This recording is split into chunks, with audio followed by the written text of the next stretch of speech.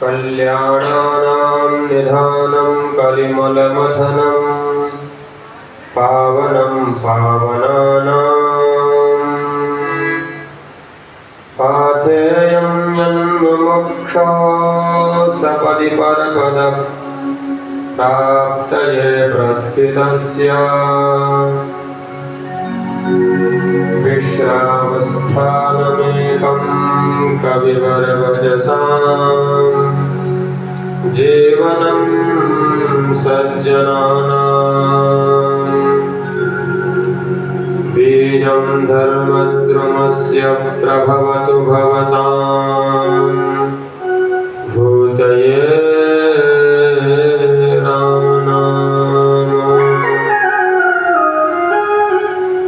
सच्चिदानन्दकन्दाय जगदम्बरहेतवे सदोदिताय नित्याय नमो अनन्ताय विष्णवे श्रुतिस्मृतिपुराणानाम् आलयं करुणालयं नमामि भगवत्पाद शङ्करं लोकशङ्करं शङ्करं शङ्कराचार्यं केशवं वादरायणम् सूत्रभाष्यकृतौ वन्दे भगवन्तौ पुनः पुनः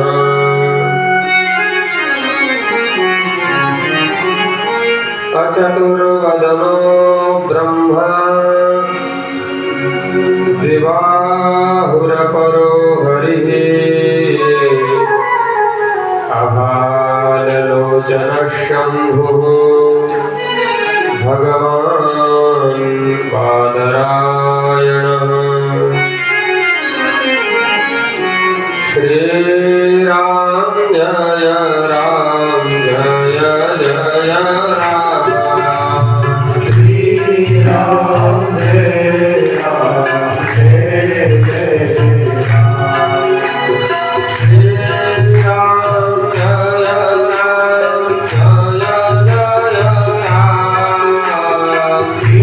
श्रीराम जय राम गौ माता की गौ हत्या भारत हिंदू नमः पार्वती पतये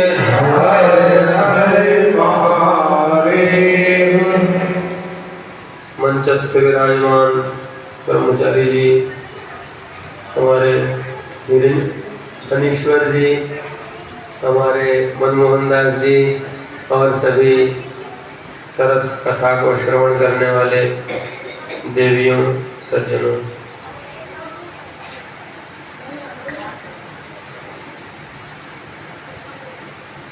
भगवत पाद आदि गुरु शंकराचार्य जी से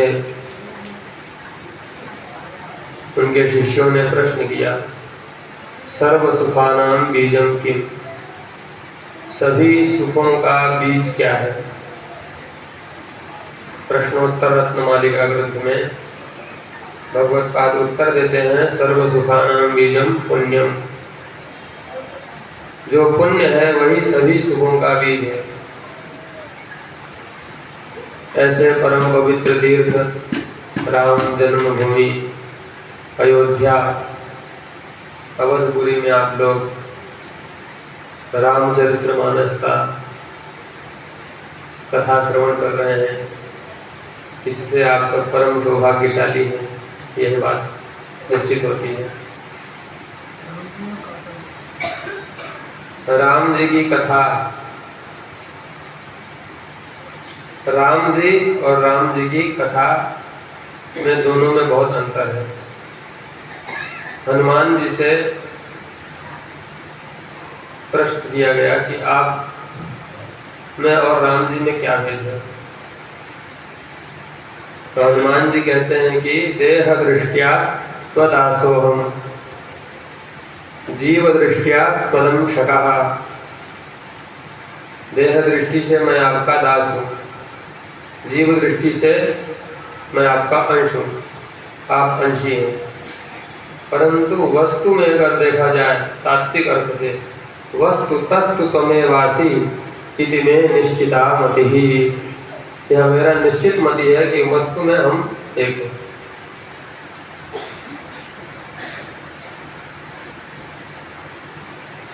जब सत्संग होता है कथाओं का, बिनु सत्संग विवेक न होई, राम कृपा बिनु सुलभ न सोई। यह जो शरीर मिला है, यह शरीर भगवान की कृपा से मिला है। और आप लोग ऐसे ब्रह्मचारी जी के साथ जुड़ करके तीर्थों की यात्रा कथा को श्रवण कर रहे हैं, तो वस्तुतः आप लोग अपने इस मनुष्य शरीर को धन्य कर रहे हैं।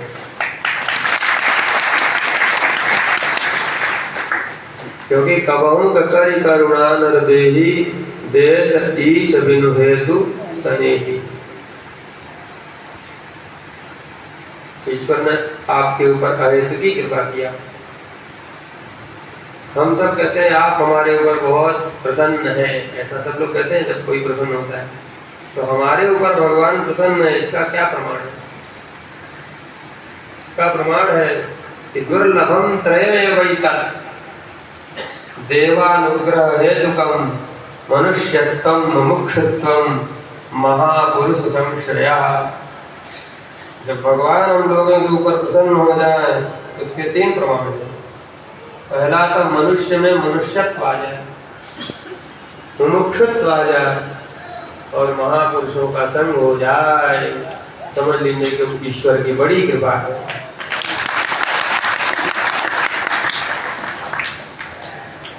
सद्गुरु जब मिलते हैं तो हमें मोक्ष का मार्ग बताते हैं, क्योंकि जन्मत मरत दुसह दुख होई। जो दुख है आपके जीवन में, ये जन्म के कारण है।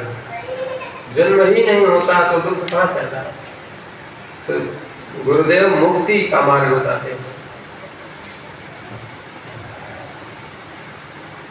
जैसे ब्रह्मचारी जी कथा कर रहे हैं, ऐसे ही एक गांव में एक महाराज जी आए, वो भी कथा कर रहे थे।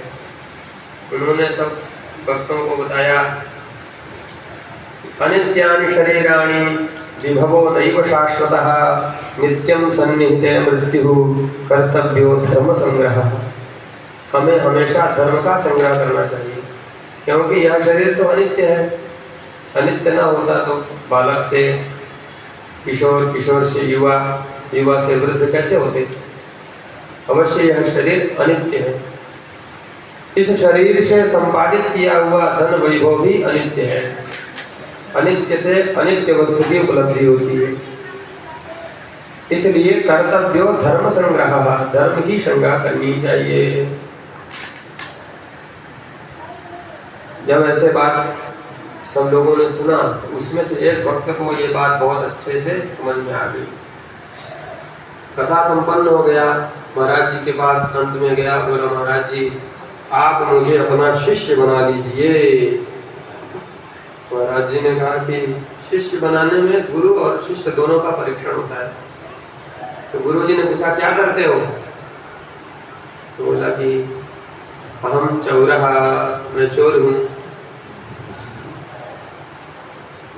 गुरु जी ने कहा और क्या करते हो? बोले दिन में दिवाद्यूतम क्रीडामी, दिन में तो मैं ताश खेलता हूँ। बोले इतना भयंकर शिष्य बन जाएगा तो गुरु का तो नाम पूरा डुबो ही देगा। क्योंकि माता पिता का जो संतान होता है उसके जो भी दोष होते हैं वो माता पिता को लगते हैं। पुत्र का दोष अभिभावक को होता है, शिष्य का दोष गुरु को लगता है। इसलिए शिष्य को भी गुरु एकदम शास्त्रज्ञ बनाता है कि वो भी कहीं अशास्त्रीय कार्य करेगा तो उसका दोष हमें लगेगा, इसका भय होता है। सभी को शिष्य नहीं बना लिया जाता है, उसकी भी परीक्षण होता है। जैसे कथा में भी श्रोता वक्ता ज्ञान निधि, श्रोता वक्ता का भी लक्षण है तो शिष्य का भी लक्षण है। तो दिन में ताश खेलता हूँ और रात में चोरी करता हूँ। गुरु जी ने कहा कुछ तो तुम्हें नया संकल्प लेना होगा, ऐसे हम शिष्य नहीं बनाते हैं। नहीं नहीं, मुझे आप उद्धार करिए, मेरा भी उद्धार करिए आप। मुझे दूसरा कोई काम नहीं आता है, इसीलिए मैं चोरी करता हूँ। यदि मुझे दूसरा कोई काम आता तो चोरी नहीं करता। कोई संकल्प लेना पड़ेगा, तभी मैं शिष्य बनाऊंगा, ऐसा गुरुदेव ने कहा। उसने कहा अद्यावधि असत्यम न वदामि, आज के बाद कभी असत्य नहीं बोलूंगा। ऐसा उपदेश करके कथा संपन्न हो गया। गुरुजी ने उसको शिष्य बना लिया और गुरुजी अपने प्रदेश चले गए। वह रोज चोरी करता। एक दिन उसके मन में आया कि राजा के महल में चोरी किया जाए। तो राजा के महल में जब चोरी करने गया, उसी रात को राजा को नींद नहीं आ रहा था, तो राजा भी हवा लेने के लिए छत पर टहल रहा था। जैसे ही दौड़ लगाया, पैर का आवाज आया, राजा बोला कौन? कस्तम। राजा के पास आया, बोला अहम चोर, मैं चोर हूँ। गुरु जी का बात याद था कि गुरु जी ने कहा था असत्य मत बोलना। तो राजा आश्चर्यचकित हो गया कि चोर कभी अपना तो नहीं बताता कि मैं चोर हूँ। तो राजा भी उसके कंधे पर हाथ रखा, बोला अहम अभी चोर, मैं भी चोर हूँ, हम दोनों मिल करके चोरी करते हैं, चलो। बोले ठीक है। राजा बोला यहीं रुको, मुझे पता है चाबी कहाँ है। राजा चाबी लेकर आया और बोला इस कक्ष में चले जाओ, वहां पर है, शर्त ये जो भी लाओगे आधा आधा का हिस्सा होगा। ठीक है। गया, एक पेटी को खोला, उसमें 3 सुवर्ण वज्र थे। तो सोचा तीनों ले ले, फिर एक तोड़ना पड़ेगा, इसका भय विलम्ब होगा, इसलिए 2 ही लिया। एक दे दिया और एक लेकर के जाने लगा। राजा ने पूछा कहाँ से आए? फिर उसको शंका हुआ, चोर कभी एड्रेस नहीं पूछता, ये चोर नहीं होगा, कुछ और है। फिर भी गुरु का वाक्य तो उसको याद ही था, सभी एड्रेस बता दिया। प्रातः काल हुआ, सबको पता चला महल में चोरी हो गया है। सभा लगी मंत्रियों का। राजा अपने समय पर सभा में आए, किसी को नहीं पता था कि राजा भी उसके साथ थे। सब लोगों ने बताया, राजा ने कहा परीक्षण किया जाए क्या क्या चोरी हुई है। मंत्री को भेजा गया, मंत्री देखे सब कुछ सही है। एक पेटी में से 2 वज्र गायब है, 1 वज्र पड़ा है। मंत्री सोचा चोरी तो हुआ ही है, 1 वज्र और गायब हो जाए तो क्या होगा। 1 वज्र मंत्री ने चुरा लिया। राजा से पूछा, राजा ने कहा क्या हुआ?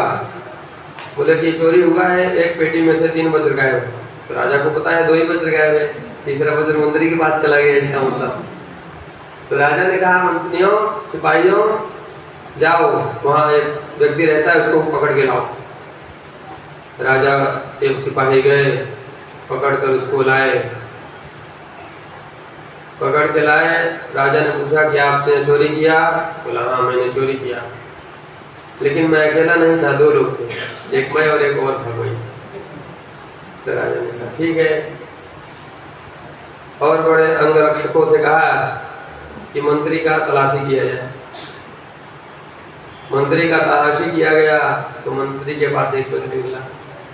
राजा ने कहा ये चोर है लेकिन सत्य बोलता है, आप मंत्री हैं लेकिन असत्य बोलते हैं। मंत्री को कारागार में डाल दिया जाए और इस चोर को मंत्री बना दिया जाए। मंत्री को जेल में डाल दिया गया और चोर को मंत्री बना दिया गया। कुछ समय बाद फिर गुरुदेव कथा करने उसी गांव में आए। उसको पता चला कि मेरे जैसे चोर को भी गुरु ने मंत्री बना दिया। फिर अच्छे और सच्चे लोगों का उद्धार कैसे नहीं करते हैं, गुरु समर्थ होते हैं। गुरु के पास गया, प्रणाम किया। गुरु जी ने बोला अभी क्या करते हो, जुआ खेलते हो? बोले नहीं नहीं गुरु जी, जुआ बंद हो गया। क्यों? बोले अब मेरा तो मंत्री बन गया, मैं अब चोरी करने की कोई औकात नहीं है और समय भी नहीं है जुआ खेलने का। तो गुरु जी ने फिर उसको उपदेश किया, सत्यमेव जयते, सत्य का ही विजय होता है। ऐसे पावन तीर्थ में आप लोग आकर के,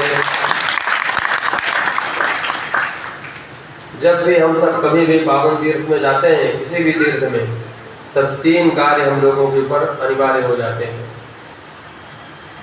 तीर्थ में स्नान, मंत्रों का जाप और वहाँ कुछ न कुछ दान। यदि ये तीनों न किया जाए तो दोष होता है। तीर्थ में जाने पर भी उन तीनों का भी आप लोग यथाशक्ति पालन कर रहे हैं, ऐसा हम मानते हैं। तीर्थ में जाने से जितने प्रकार के पाप होते हैं, कायिक, वाचिक, मानसिक, सांसर्गिक, चारों पापों का शमन होता है और चारों पुरुषार्थों की सिद्धि होती है। ये तीर्थ की बड़ी महिमा है। तो आप लोग शास्त्रों का श्रवण कर रहे हैं, अवश्य में आप लोग अपापी हैं, पाप से मुक्त हो चुके हैं और भगवान की कथा आप लोगों को उद्धार करे, आप लोगों का जीवन मंगलमय हो, आप लोग निश्चय की प्राप्ति करें। इतनी सब बात कहते हुए ब्राह्मण और गुरु ये तीनों ही समर्थ हैं। सभी दिशाओं में आप लोग जाइए, 10 दिशाएं हैं, दशों दिशाओं के देवता अलग अलग। हर एक व्यक्ति चाहता है कि हमें सब कुछ प्राप्त हो। पूर्व दिशा के देवता इंद्र है। पूर्वे दिग्भागे इंद्रो देवता इंद्र प्रसादात् राज्याभिवर्धनमश्नुते तेन प्रतीचीं दिशं जयति। पूर्व दिशा के देवता इंद्र हैं और इंद्र के पास जाने के पास क्या मिलेगा? राजा तो राज्य ही देगा।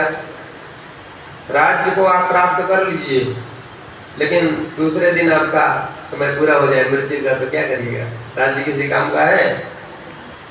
आयु भी तो चाहिए राज्य भोगने के लिए। उसके लिए यम देवता के पास जाना होता है। धर्मराज, यम ही धर्मराज है। तेन दक्षिणां दिशं परिवहन्ति दक्षिण दिग्भागे धर्मराजो देवता धर्मराज प्रसादात् आयुष्याभिवर्धनमश्नुते तेन दक्षिणां दिशं जयति। राज्य भी मिल जाए, खूब अच्छी आयु भी मिल जाए, लेकिन संपत्ति के बाद संतति की आवश्यकता होती है। संपत्ति खूब और संतति ना हो। राजा दशरथ दुखी हो गए, गुरुदेव के पास जाकर के पुत्रष्टि यज्ञ की याचना किए। वो कथा आप लोग श्रवण कर लिए होंगे, किष्किंधा कांड की कथा चल ही रही है। तो राज्य मिलना, वैभव मिलना, आयु भी लंबी मिलने के साथ साथ संतति भी आवश्यक होती है। संतति के लिए वरुण देवता की याचना की जाती है। प्रतीचे दिग्भागे वरुणो देवता वरुण प्रसादात्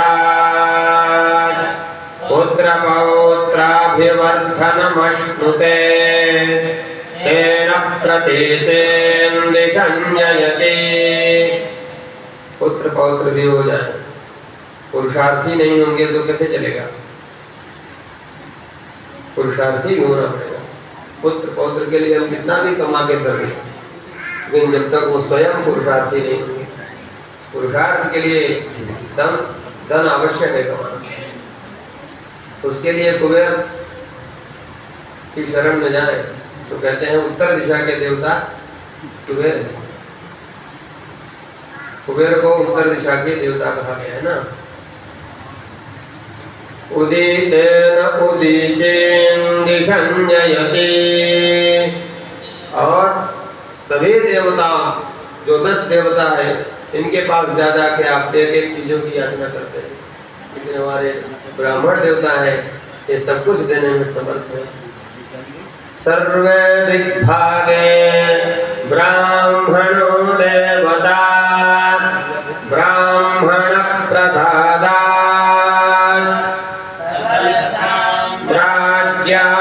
राज्याभिवर्धनमश्नुते तेन सर्वान् दिशं जयति। सोमेन राज्या सर्वा दिशो जयति य एवं वेद। ब्राह्मणों की शरण में जाएंगे तो सब कुछ मिल जाएगा, सब कुछ वहां प्राप्त हो जाएगा, और वहां जाने से किसी प्रकार का भय नहीं होगा। न चोर भयं न च सर्व भयं न च व्याघ्र भयं न च मृत्यु भयं, यस्यापमृत्युर्न च मृत्युः सर्वं लभते सर्वं जयते य एवं वेद। कोई भी अकाल मृत्यु होने लगता है, तुरंत महाराज जी को फोन किया जाए, महाराज जी महामृत्युंजय कराइए, कहते हैं कि नहीं कहते? इससे सब कुछ प्राप्त होता है। इतनी बातें कहते हम अपनी वाणी को विराम करते हैं। भगवान अयोध्यानाथ